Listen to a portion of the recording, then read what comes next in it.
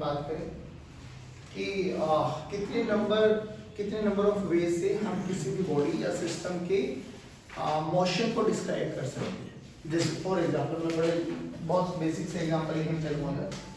मान लो बच्चों ये हमारे पास एक ब्लॉक है, हाँ, जिसका मास m है और it is moving with some velocity in this direction only. तो इसकी डिग्री ऑफ फ्रीडम कितनी है? 1। एक ही डायरेक्शन में चल सकते हैं। सेम ऐसे ही मैंने एक ऑब्जेक्ट लिया हुआ और उसको ऐसे थ्रो कर दिया, तो इसकी डिग्री ऑफ फ्रीडम 2। सिमिलरली मान लो एक हमारे पास एक बॉल है, वो चल भी रही है v वेलोसिटी से और घूम भी रही है ओमेगा से, डिग्री ऑफ फ्रीडम 2। तो कितने नंबर ऑफ वेज से वो अपनी एनर्जी को यूटिलाइज कर सकता है, वी कैन सी कि उसकी डिग्री ऑफ फ्रीडम उतनी है। अब हमारे पास जो ये डिग्री ऑफ फ्रीडम होती है ना, बेसिकली ये कंसिस्ट होती है 3 एनर्जीज के कारण। एक जिसको हम बोलते हैं translational energy, translational, kinetic energy, ठीक। एक जो होती है रोटेशन के कारण होती है, रोटेशनल, और एक जो होती है ना वो हाई टेम्परेचर पे होती है बिकॉज ऑफ वाइब्रेशंस। तो जब भी वाइब्रेशन होगी ना बच्चों, तो वाइब्रेशन में 2 ही प्रकार की एनर्जी रहेंगी, या तो काइनेटिक एनर्जी या पोटेंशियल एनर्जी, ठीक है। बट ये अचीव होगी हाई टेम्परेचर पे, ये हाई टेम्परेचर पे अचीव होगी। इनको हम रूम टेम्परेचर पे भी काउंट कर लेते हैं, ठीक है ना, रूम टेम्परेचर पे भी। तो अब हम बात करते हैं हमारे पास बेसिकली जो गैसेज होती है ना, वो मतलब एक सिंगल एटम, डबल एटम और more than 2 atom, basically diatomic, monoatomic और पॉली या ट्राई जिसको भी बोलते हो आप लोग, ये एटॉमिक। तो जब भी हम बात करेंगे मोनोटोमिक के बारे में, मोनोटोमिक का एग्जांपल बोलो, किसमें? हीलियम है ना, मोनोटोमिक व्हाटएवर जो भी है। मोनोटोमिक की जो डिग्री ऑफ फ्रीडम होती है, अब देख सोच, एक एटम है वो कितने नंबर ऑफ तरीके से अपनी एनर्जी को डिस्ट्रीब्यूट कर सकता है, वो x में भी, y में भी और z में भी। तो इसके पास x डायरेक्शन में भी जा सकता है, काइनेटिक एनर्जी x में भी हो सकती है, y में भी हो सकती है और z में भी हो सकती है। तो ट्रांसलेशनल एनर्जी होती है इसके पास, ठीक है। तो इसकी जो डिग्री ऑफ फ्रीडम हुई है वो 3 हुई है। अच्छा, degree of freedom is represented by f, ठीक। अब जो डायटोमिक होती है, डायटोमिक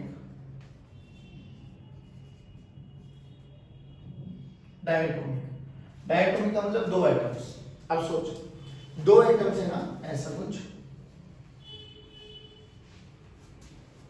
ये x में भी, y में भी, z में भी जा सकती है। बट अब सोच के देखो, मान लो ये आपके पास x axis, y axis and z axis है, ठीक। और इस एक्सिस के अलोंग मैंने एटम्स को रख दिया, तो एटम इसी एक्सिस के अलोंग भी घूम सकते हैं, ध्यान रखना भी, इस एक्सिस के अलोंग भी, जिस पे रखे हो उसके अलोंग भी घूम सकते हैं। वो एटम्स ऐसे भी घूम सकते हैं, वो एटम्स ऐसे भी घूम सकते हैं, है ना। तो कितनी और डिग्री ऑफ फ्रीडम हुई? 3 और हो गई। लेकिन अब खुद सोच के देख, इनके बीच का जो सेपरेशन होगा, ये जब ऐसे घूम रहे होंगे हमें ज्यादा पता लगता भी नहीं है, बट जब ये घूम रहे होंगे तो ये काउंटेबल होती है। तो उसमें ना इस वाली डिग्री ऑफ फ्रीडम को माइनस कर देते हैं, जिस एक्सिस के अलोंग वो रखे हुए होते हैं। तो 3 तो ट्रांसलेशनल एनर्जी हुई,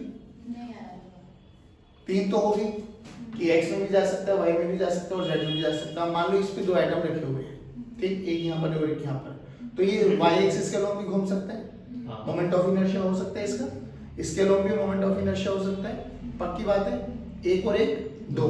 लेकिन ये इसके जिस एक्सिस पे रखे उसके अलोंग भी घूम सकते हैं। बट ये इतना छोटा, इतना ना के बराबर होता है कि हम इस वाले एक्सिस ऑफ रोटेशन के जो अलोंग काइनेटिक एनर्जी होती है इनकी रोटेशनल, इसको इग्नोर कर देते हैं। तो टोटल डिग्री ऑफ फ्रीडम कितनी हुई? 3 ट्रांसलेशन के कारण और 2 रोटेशन के कारण। बात समझ में आ गई? इस वाले को हम इग्नोर कर देते हैं, तो 5, हाँ। तो डाया में कितनी हो गई डिग्री ऑफ फ्रीडम? 5। अब ट्राई की बात करते हैं या पॉली के बारे में बात करते हैं। ट्राई और पॉली में बात करें तो ट्राई में है ना 2 केसेस बनते हैं, एक तो लीनियर और एक नॉन लीनियर। लीनियर में जैसे शायद CO2 एग्जांपल है ना, ऐसे मत देखोगे, ऐसे तो होता है ना, तो ये लीनियर है। तो सेमी तो केस बना ये भी, है ना, ये भी इसी एक्सिस के अलोंग भी घूम सकता है, वाई के अलोंग भी और जेड के अलोंग भी। तो इसके अलोंग तो हम काट देंगे, तो वाई और जेड वाले काउंट कर लेंगे। और 3 एक्स डायरेक्शन में भी जा सकता है, वाई में भी जा सकता है और जेड में भी जा सकता है। तो पॉलीएटॉमिक में, पॉली में जो लीनियर होंगे उसमें कितना होगा 5। अब नॉन लीनियर के बारे में बात करो, जैसे NO2 नॉन लीनियर होता है ना, कुछ ऐसा ऐसे तो होता है ना। तो ये x y z translational energy भी होती है। और अब ये तीनों के तीनों एक्सिस के अलोंग भी रोटेट कर सकते हैं, x के अलोंग भी, y के अलोंग भी और z के अलोंग भी। तो 3 इनकी रोटेशनल एनर्जी भी होती है। बात समझ में आ गई? तो उसमें पॉली में नॉन लीनियर में कितनी हो गई बच्चों? 3 और 3 6। इसमें देखो कैसे, इसमें केवल और केवल 3, वो भी ट्रांसलेशनल काइनेटिक एनर्जी। इसमें 3 ट्रांसलेशनल प्लस 2 रोटेशनल, इसमें 3 ट्रांसलेशनल प्लस 3 रोटेशनल। बोलो इतना समझ में आया? जो मतलब इसकी अपनी खुद की एक्सेस पे था वो काउंट होगा। हाँ, इसमें तो देखो ना, ये x y और z एक्सिस माने, तो तीनों के अबाउट इसका मोमेंट ऑफ इनर्शिया काउंटेबल होगा। आप सुनो, अगर हम बात कर रहे हैं बहुत हाई टेम्परेचर के बारे में, हाई टेम्परेचर का मतलब समझना है यहाँ से 5000 केल्विन से ज्यादा, तो इनमें 2 डिग्री ऑफ फ्रीडम और ऐड हो जाती है because of vibration energy, kinetic energy भी और पोटेंशियल। अब ये ऐसे ऐसे रोटेट करेगा तो कॉन्फ़िगरेशन और इसमें मोशन भी आ जाएगा, ठीक है। तो इनमें at a very high temperature, इसमें तो अभी भी 3 ही रहेगी, सिंगल है, लेकिन इन दोनों में 2 और ऐड हो जाएगी। वो क्या होती है? वाइब्रेशनल काइनेटिक एनर्जी, इसमें भी। और ये सब कब यूज करेंगे बच्चों? जब हम हाई टेम्परेचर के बारे में बात करेंगे, हाई टेम्परेचर अबव 5000 केल्विन। और एक कंडीशन और होती है, वैसे आप लोगों के लिए ज्यादा से ज्यादा बस ये यूज में आएगा, mono di normal temperature, room temperature पे। हाई टेम्परेचर आ जाए तो we have to count this also. 70 kelvin से कम आ जाए तो 70 केल्विन सोच के देख कितना कम टेम्परेचर है। तो इन सब में रोटेशनल और वाइब्रेशनल वाले इफेक्ट को 0 कर देंगे, केवल इसमें भी 3 रहेगी, हाँ बिलो 70 केल्विन। इसमें भी 3 ट्रांसलेशनल ट्रांसलेशन ट्रांसलेशन, बस 3 ही डिग्री ऑफ फ्रीडम रह जाएगी हर एक गैस। बात समझ में आई? बिलो 70 केल्विन बहुत बहुत कम टेम्परेचर है।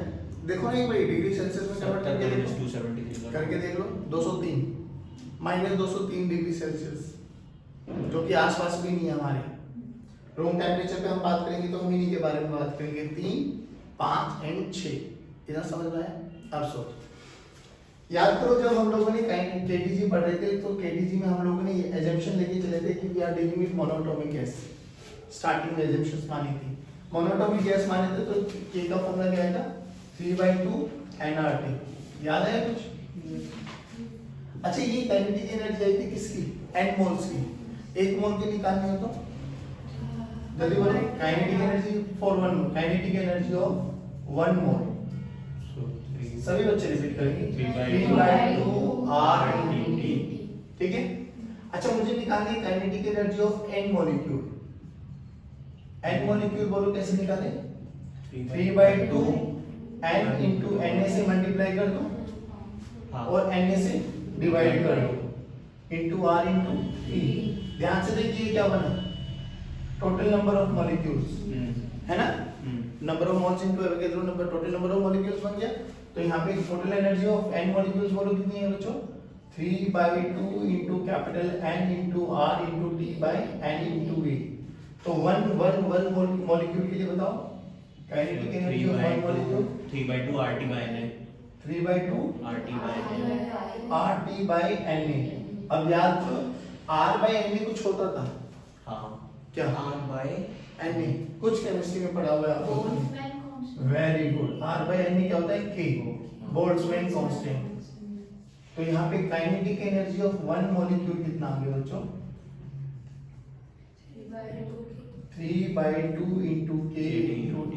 अब ध्यान से देख, हाँ एब्सोल्यूट टेम्परेचर पे डायरेक्टली प्रोपोर्शनल, टेम्परेचर की तो डायरेक्टली प्रोपोर्शनल हो गया, और एब्सोल्यूट 0 पे तो ये 0 केल्विन मतलब 0 हो जाएगा। अब सोच 3/2 kT.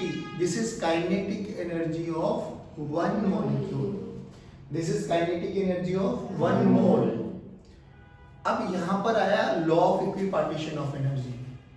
लॉ ऑफ इक्विपार्टीशन ने क्या है, ये बड़ा सिंपल सा लॉ है। जैसे घर में बहुत एक आदर्शवादी पिताजी है, आदर्शवादी पिताजी क्या करेंगे, उनकी जितनी भी संतान है वो अपनी प्रॉपर्टी को क्या करेंगे, बराबर बराबर शेयर करेंगे, चाहे कोई कितना भी कमा रहा हो, चाहे कोई कितना भी नहीं कमा रहा हो। आजकल के पेरेंट्स तो फिर भी ऐसा सोच लेते हैं कि भाई जो अच्छा कमा रहा है छोड़ना, तो अपने छोटे भाई को या बड़े भाई को हेल्प कर दे, वो फाइनेंशियली इतना स्ट्रॉन्ग नहीं है ना, तो हम लोग कर भी देते हैं, कोई बड़ी बात नहीं। बट ये बिल्कुल एक आदर्शवादी बाप की तरह है कि नहीं नहीं, चाहे वो भूखा मर रहा हो, चाहे तू बहुत कमा रहा हो, इक्वली डिस्ट्रीब्यूट कर। इसने देख क्या बोला कि जो अपनी इंटरनल एनर्जी थी, ये सारे काइनेटिक एनर्जी इंटरनल एनर्जी तो है, उसने बोला इंटरनल एनर्जी को ना हर एक डिग्री ऑफ फ्रीडम में बराबर अमाउंट से बांट दो, and that is 1/2 k into T। Monoatomic के लिए देख डिग्री ऑफ फ्रीडम कितनी है, 3। तो ये 3 ही तो है मोनोटॉमिक के लिए। तो यानी ये वाली काइनेटिक एनर्जी तीनों डायरेक्शन में कितने कितने हिस्सों में बढ़ जाएगी, 1/2 k into T, 1/2 k into T, 1/2 k into T। तो क्या बोला गया law of equipartition of energy, कि जो भी जितनी भी डिग्री ऑफ फ्रीडम होगी ना किसी भी गैस के पास, हर एक डिग्री ऑफ फ्रीडम के पास 1/2 k into T यानी 1/2 k into T एनर्जी रहेगी। 5 है तो टोटल एनर्जी कितनी हो जाएगी, 5/2 kT। 7 है 7/2, 6 है 6/2, 8 है 8/2। बात समझ में आ गई? पक्की बात। Law of equipartition of energy बस यही कि हर एक डिग्री ऑफ फ्रीडम के पास कितनी एनर्जी, 1/2 k into T। ये मॉलिक्यूल्स के बारे में बात करेंगे, मोल के बारे में बात करेंगे तो 1/2 into RT, 1/2 into RT। अब सोच degree of freedom is represented by F, तो उसी वाले फॉर्मूले को काउंट करो। Kinetic energy of one mole, जल्दी बोलो, kinetic energy of one mole. मान लो कि हमारे पास एक कंटेनर है बाबा, और इस कंटेनर में एक गैस है, ठीक, इस गैस है और इस गैस की डिग्री ऑफ फ्रीडम F है। अब हमें काइनेटिक एनर्जी का फॉर्मूला लिखना है। अब मुझे नहीं पता ये ट्राई है कैसा है, मोनो है, कुछ मुझे नहीं पता, बट मुझे बोलते हैं कि ये गैस है जिसकी डिग्री ऑफ फ्रीडम F है। तो kinetic energy of one mole बोलो F/2 R into T, one mole. Kinetic energy of n मोल बोलो, काइनेटिक एनर्जी ऑफ n मोल। सभी बच्चे बोलो ना भाई, ऊपर देखो, NF/2 into RT। नहीं आया। Kinetic energy of n molecules बोलो, n molecule, NF/RT/2 into n into A। मतलब चाहो तो इसको K भी लिख सकते हो। Kinetic energy of one molecule बोलो बच्चों, one molecule 1/2 F/2 into K into T। ये जनरल फॉर्मूला है। वो R/n की टर्म्स में लिखना चाहिए, चॉइस है, मुझे इससे कोई दिक्कत नहीं। बात समझ में आ गई? पक्की बात है। ये डिग्री ऑफ फ्रीडम होती है कि कोई भी पार्टिकल या कोई भी बॉडी अपनी या कोई भी सिस्टम कितने नंबर ऑफ तरीके से अपने मोशन को डिस्क्राइब कर सकता है, वो उसकी डिग्री ऑफ फ्रीडम कहलाई जाती है। सिंपल। लॉ ऑफ इक्विपार्टीशन ने क्या बोला, इंटरनल एनर्जी को वो इक्वल अमाउंट्स में बांटेगा, हर एक डिग्री ऑफ फ्रीडम के पास 1/2 kT एनर्जी रहेगी। ठीक है। अब यहाँ से छोटा सा कॉन्सेप्ट और समझ लो, एक होता है ऑर्डर्ड मोशन, एक होता है डिसऑर्डर्ड मोशन। सिंपल सी बात है, जिस भी कंटेनर में गैस है ना बाबा, अगर मैंने कोई एक्सटर्नल सोर्स लगाया और इसको v0 वेलोसिटी से भगा दिया, v0 वेलोसिटी से, ये कंटेनर चल रहा है, ध्यान रखना, तो ये कैसा मोशन है, ऑर्डर्ड। कैसा मोशन है। अब इसके अंदर की जो गैस है वो क्या खेल खेलेगी, वो तो ब्राउनिंग मोशन कर रही होगी। ये पार्टिकल इधर ये इधर ये इधर ये इधर, ये कैसा मोशन है, जिगजैग मोशन। कैसा मोशन बोलते हैं इसको, डिसऑर्डर्ड। नहीं आया। पक्की बात। कंटेनर चल रहा है इन सर्टेन वेलोसिटी तो ऑर्डर्ड मोशन, और अंदर इंटरनली अगर हम बात करेंगे तो डिसऑर्डर्ड। अच्छा एक बात और बताओ, इंटरनल एनर्जी किस पे डिपेंडेंट होती है, temperature. Internal energy kinetic energy के बराबर, और काइनेटिक एनर्जी किस पर डिपेंडेंट है, जैसे जैसे हम टेम्परेचर बढ़ाएंगे कहेंगे जिगजैग मोशन और फास्ट होगा, ब्राउनिंग मोशन और फास्ट होगा, और जितना ज्यादा वो टेम्परेचर बढ़ाते चले जाएंगे उतनी इंटरनल एनर्जी बढ़ती चली जाएगी, जितना टेम्परेचर घटाते चले जाएंगे उतनी इंटरनल एनर्जी कम होती चली जाएगी। क्या ये चीज समझ में आ गई? अभी हमें ना एक छोटा सा टॉपिक पढ़ना है जिसको हम बोलते हैं मीन फ्री पाथ। अब ये मीन फ्री पाथ होता क्या है, वो समझ कि मान लो मेरे पास एक कंटेनर है, ठीक है, और इस कंटेनर में गैस है। अब गैस है तो ऑब्वियसली इसके जो पार्टिकल्स होंगे वो रैंडम मोशन करेंगे, ठीक है। अब रैंडम मोशन करेंगे तो भाई कोलिजन भी होगा जरूर। तो मान लो ये पार्टिकल यहां से चला, चल के इसके साथ स्ट्राइक किया, ये इधर चला, ये इसके साथ स्ट्राइक किया, ये इधर चला, ऐसे चला, ये मतलब ऐसे होता नहीं, ऐसे zigzag मोशन होता है। तो एक कोलिजन में, सक्सेसिव कोलिजन के बीच में जो भी डिस्टेंस होगा ना, उसको हम मीन फ्री लैम्डा बोलते हैं, लैम्डा। अब मीन फ्री पाथ का मतलब क्या है? सबके लैम्डा को ऐड करो, उनका एवरेज ले लो, एक होगा। मान लो ये इसका फ्री पाथ हुआ लैम्डा 1, ये लैम्डा 2, ये लैम्डा 3, ये लैम्डा 4 एंड सो ऑन। और इन सब का क्या ले लो? Mean. Lambda 1 plus lambda 2 plus up to ऐसे ऐसे करते करते lambda n divided by n, ये होता है मीन फ्री पाथ। अब इसी छोटी सी कैलकुलेशन है, वो कैलकुलेशन बताता हूँ आपको कैसे, ठीक है। तो देखिए क्या हुआ, मान लो ये हमारे पास बहुत सारे पार्टिकल्स है बाबा, मॉलिक्यूल्स यू कैन से, ठीक है। इन मॉलिक्यूल्स का जो डायमीटर है ना, वो डायमीटर मान लो d। और अभी ये ना हाइपोथेटिकल एक सिलेंडर इमेजिन कर लो जिसका खुद का डायमीटर 2d है और लेंथ है l, ऐसे मान के चलो, ठीक। एक हाइपोथेटिकल सिलेंडर हम लोगों ने चूज कर लिया जिसका खुद का डायमीटर कितना है 2d, इसका डायमीटर कितना है d। अब इस हाइपोथेटिकल सिलेंडर में जितने भी मॉलिक्यूल्स होंगे, क्या ये वाला पार्टिकल जब यहाँ इस वाले फेस A से लेके इस वाले फेस तक जाएगा तो क्या सबके साथ कोलाइड करेगा? हाँ। अब कंडीशन देखो, अगर पार्टिकल्स कुछ ऐसे हुए कि ये d/2 पर है, ये d/2 पर है, तो जब ये इसमें से जाएगा, इसका साइज थोड़ा बड़ा बना लेते हैं, तो देखो d/2 d हो गया और d इसका खुद क्या है, तो ये इनको टच करके जाएगा। कुछ पार्टिकल्स ऐसे बाहर होंगे, इनसे तो कोई मतलब ही नहीं है, कुछ पार्टिकल इसमें होंगे, ये भी कोलाइड करेगा, कुछ ऐसे इसमें भी हो सकते हैं, इनके साथ भी कोलिजन होगा। तो सबसे पहले क्या करो, सिंपल सा फंडा है, ये हमें इतना समझ में आ गया, जितने इसके अंदर मॉलिक्यूल्स होंगे सबके साथ भिड़ेगा, ठीक है।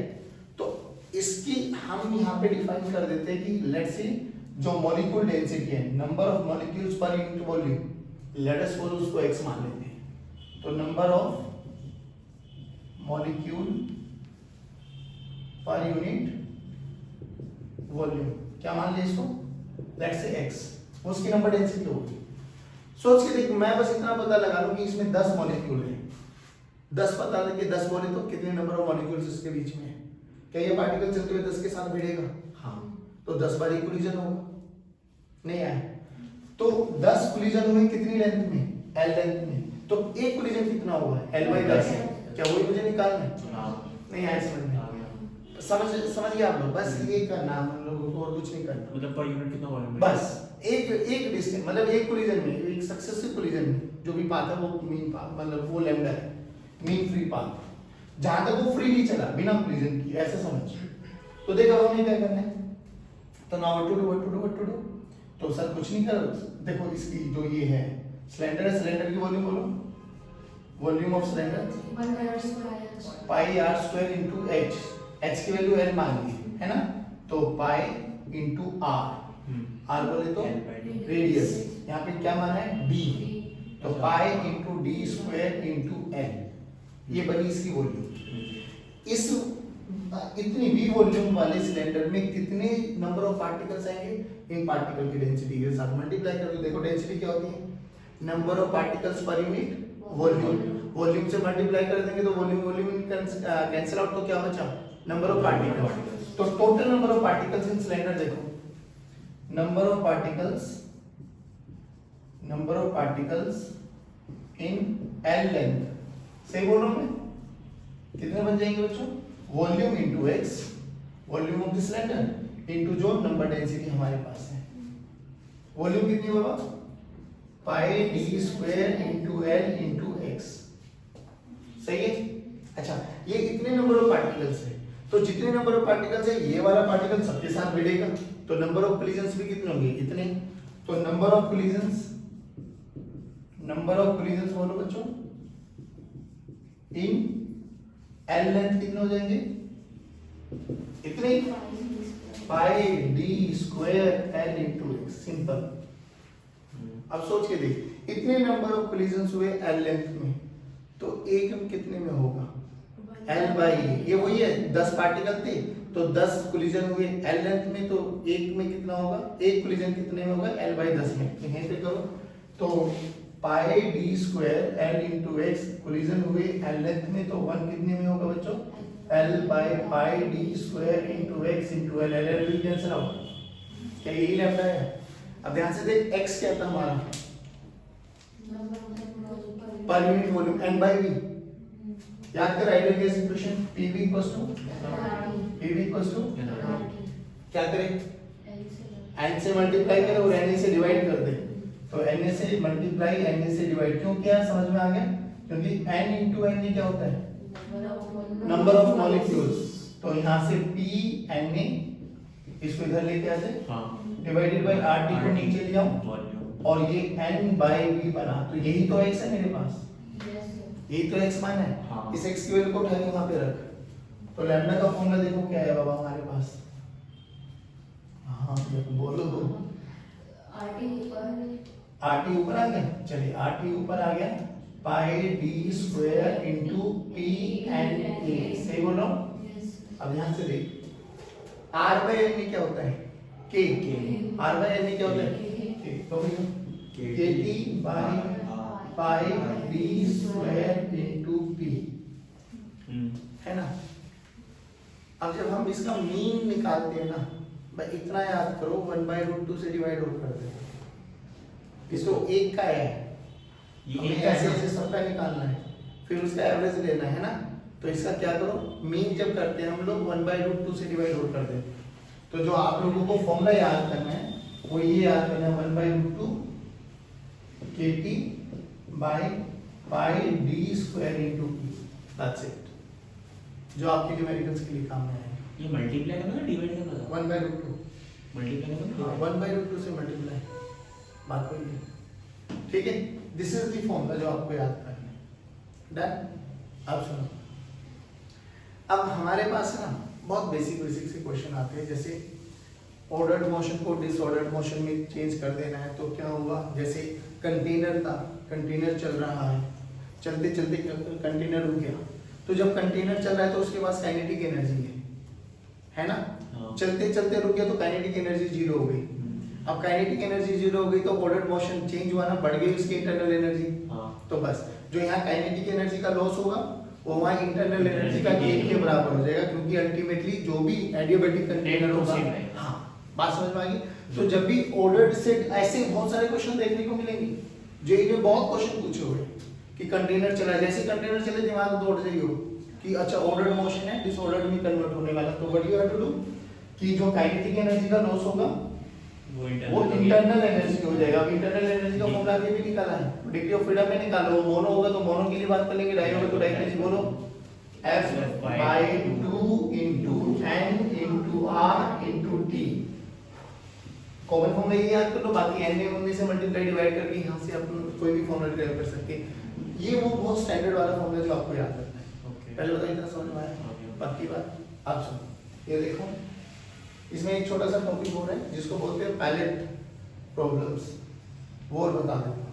पहली बात तो ये पूरा का पूरा कंटेनर चल रहा है तो ऑर्डर्ड मोशन है, मेरे लिए मैं मान के चलूँ कि पूरी की पूरी गैस के पार्टिकल्स एक ही डायरेक्शन में जा रहे हैं, तो हैविंग काइनेटिक एनर्जी का फॉर्मूला बोलो, half into mass m into v², ठीक। जैसे ही रुक गया तो डिसऑर्डर्ड हो गया उनका मोशन, तो उनकी एनर्जी देखो, अभी मोनोटोनिक है बाबू, तो 3/2 n into r into delta t लिखो बेशक इसको, जो चेंज आएगा। वैसे ऐसे भी यूज कर सकते हो कि इनिशियल काइनेटिक एनर्जी पे ही जब रुक गया तो t फाइनल हो गया, फिर दोनों को माइनस करके you will get the same relation.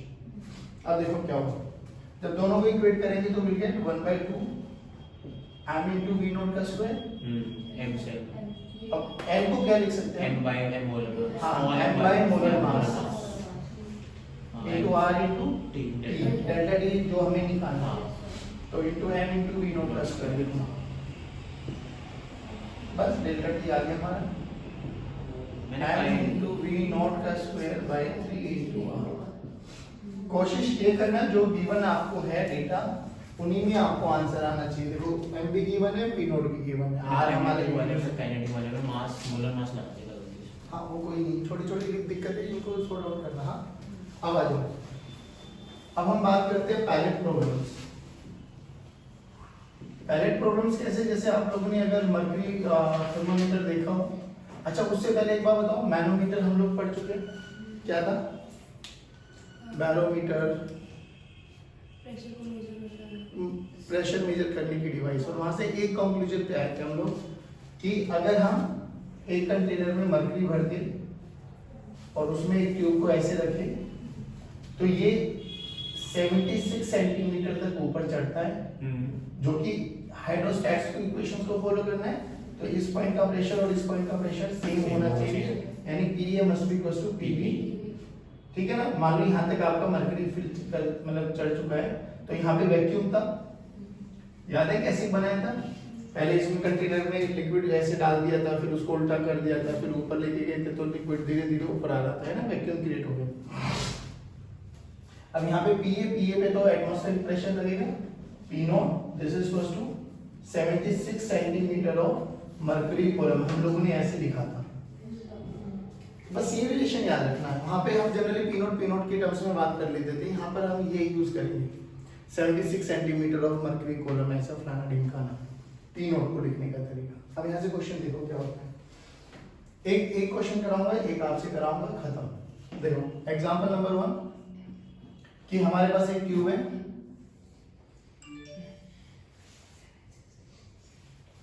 ठीक, इस ट्यूब में हम लोगों ने नीचे गैस दी है और ऊपर एक मर्करी भी रखा हो, फिल किया हुआ है।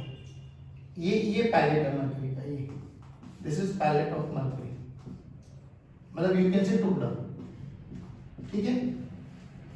ये टुकड़ा कितने तक भरा हुआ है? मान लो 20 सेंटीमीटर तक, और इसमें नीचे एक गैस भरी हुई है जो 30 सेंटीमीटर तक है, इनिशियल कंडीशन।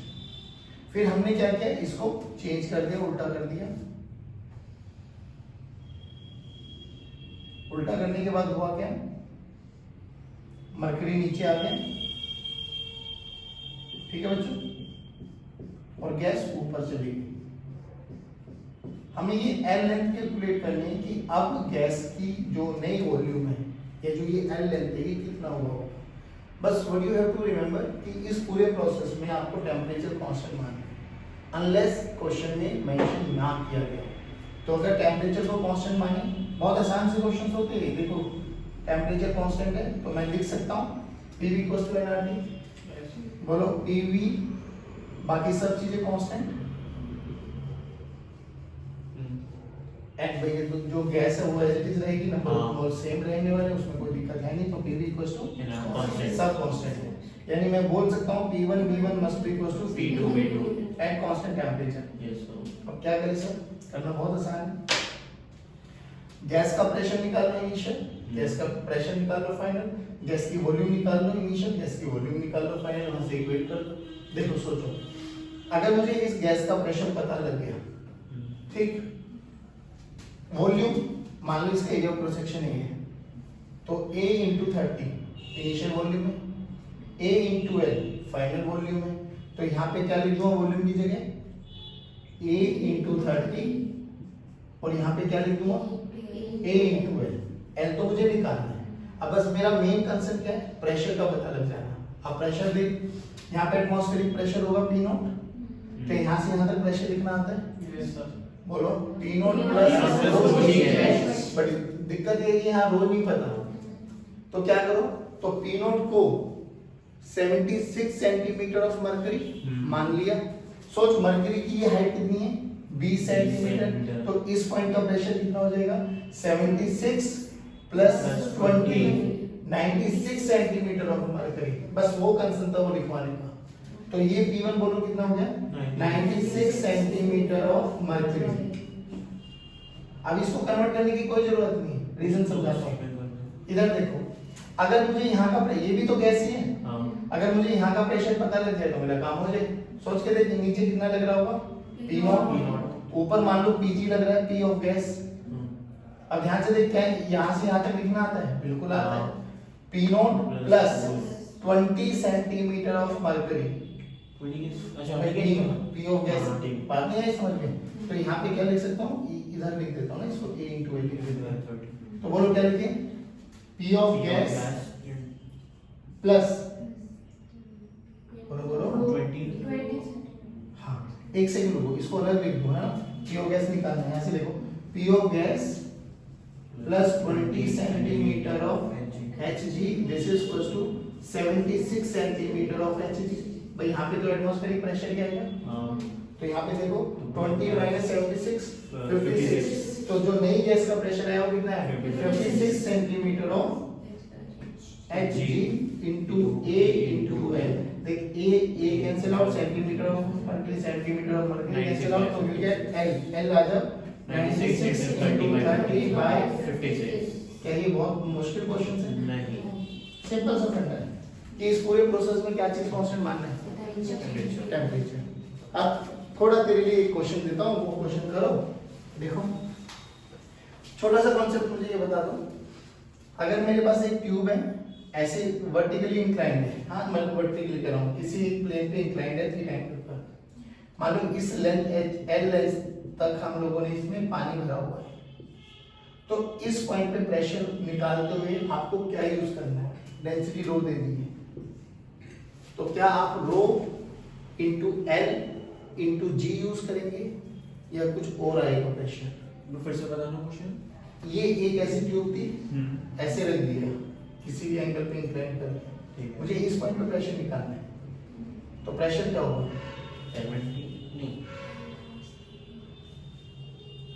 बस याद रखो कि जब भी ऐसे निकाल रहे हो तो ये H जो होती है वर्टिकल हाइट रेंज में होती है, तो L का ये कंपोनेंट L cos थीटा और ये L sin थीटा, तो प्रेशर क्या हो जाएगा P not plus row G L sin theta. बस इतना बताओ, इतना समझ में आया? अब सुनो, सेम पैरामीटर है सेम, हाँ ये बिल्कुल 20 30 बिल्कुल सेम ऐसे ही है, इनिशियली ऐसे था, फाइनली मैंने क्या कर दिया, इसको मैंने ना 37 डिग्री पे टिल्ट कर दिया ऐसे।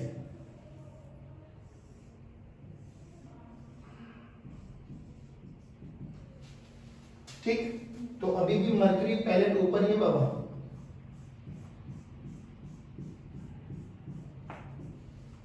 तो हमें ये L लेंथ निकालनी है, मतलब जैसे नाउ कैसे किया जाए, बस ये बता दो। इनिशियल कंडीशन तो सेम रहेगी, ये वाला पैरामीटर तो सबके लिए सेम, यानी 96 centimetre of mercury is equals to 30 into A। ये इधर वाले टर्म तो सेम रहेगी है ना। फाइनली क्या हुआ देखो, अब प्रेशर निकालो, भाई यहाँ पे एटमॉस्फेरिक प्रेशर तो है, लेकिन जब इस पॉइंट पे प्रेशर निकालेंगे तो क्या करें, L ले, मतलब 20 ले या 20 का कोई कंपोनेंट लेना है, 20 का कंपोनेंट, तो 37 है, ये 20 था बाबू, तो 20 cos 37 नहीं लेंगे, 20 sin 37, sin 37 कितना होगा 3/5 नहीं 3/5 है ना, हाँ परपेंडिकुलर रहेगा, 3/5 लेंगे, तो 5 चौके 20, 4 के 12, तो अब ये 20 ना लेके क्या लेंगे 12, तो अब क्या हो जाएगा P नॉट बोले तो 76 centimetre of mercury plus 12 centimetre of mercury again, इस पॉइंट का प्रेशर आ रहा है, दिस इज Pg। तो नया प्रेशर फाइनल कंडीशन क्या बनी 76 प्लस 12 88, तो 88 centimetre of mercury into area into length. उस इक्वेशन को इसके साथ रिपीट कर दो, 96 centimetre of mercury into A into 30, you will get L also. नहीं आया? पक्की बात है, श्योर। देखो